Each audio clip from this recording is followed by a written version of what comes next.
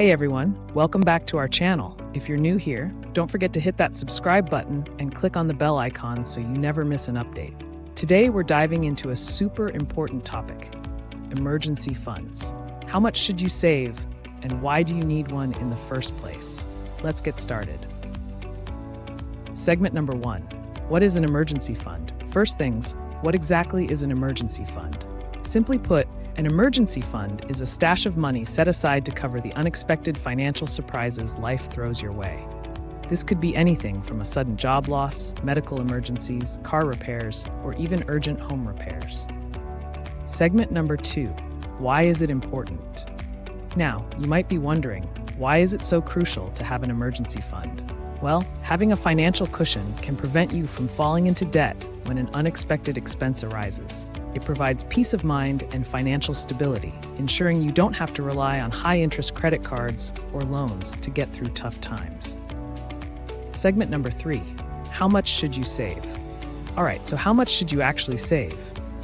A common rule of thumb is to aim for 3 to 6 months' worth of living expenses, but the exact amount can vary based on your personal situation. Let's break it down further.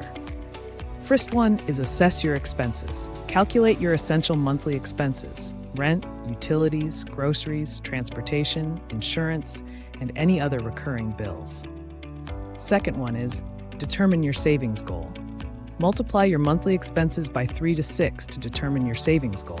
If your job is secure and you have multiple income streams, 3 months might be sufficient. If your job is less stable or you're the sole earner, aim for 6 months or more.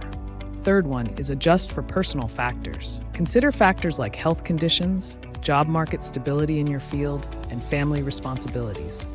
These can influence how much you should save. Segment 4. How to build your emergency fund. Building an emergency fund might seem daunting, but here are some practical tips to help you get started and stay on track. First one is start small and be consistent.